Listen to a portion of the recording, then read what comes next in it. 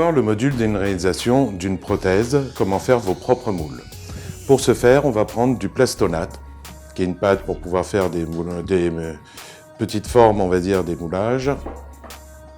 On en prend un peu et on va former un cylindre.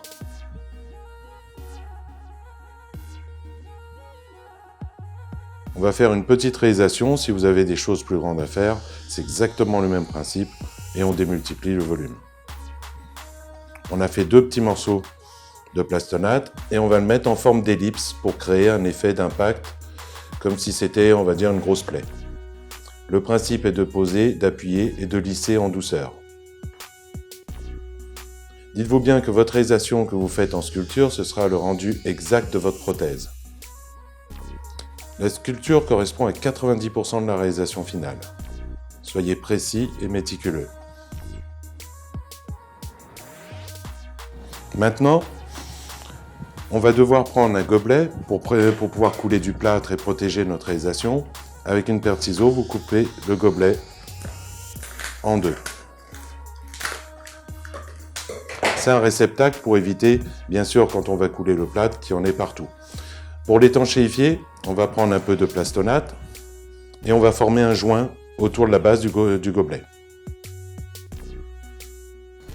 Pas besoin d'en mettre des grosses épaisseurs, le principe c'est que ça fasse un effet de joint. Une fois qu'il est posé, qu'on a fait l'ensemble, vous le mettez par-dessus. Vous appuyez très légèrement sur les bords pour que le plastonate fasse un effet de ventouse.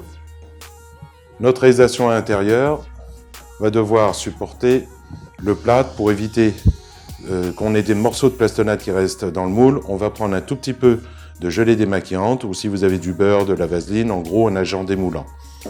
Et au pinceau, on en met tout autour. À l'intérieur aussi, n'hésitez pas, soyez généreux. Voilà.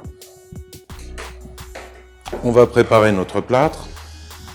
À vous d'avoir une bassine, un peu de plâtre et de l'eau bien sûr. Je vous conseille de prendre du plâtre de Paris à séchage rapide, en gros une grosse demi-heure, ce sera largement suffisant. Un peu d'eau. Attention aux quantités d'eau, de ne pas le faire non plus trop épais.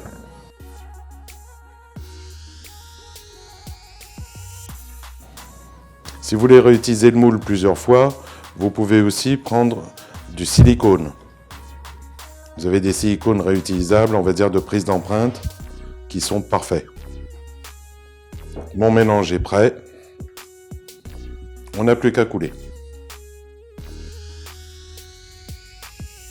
Je vous conseillerais, pour éviter les petites bulles d'air, si vous êtes sur une table comme moi, de tapoter un peu dessus. Ça fera remonter les bulles d'air. Voilà, on en voit une ici.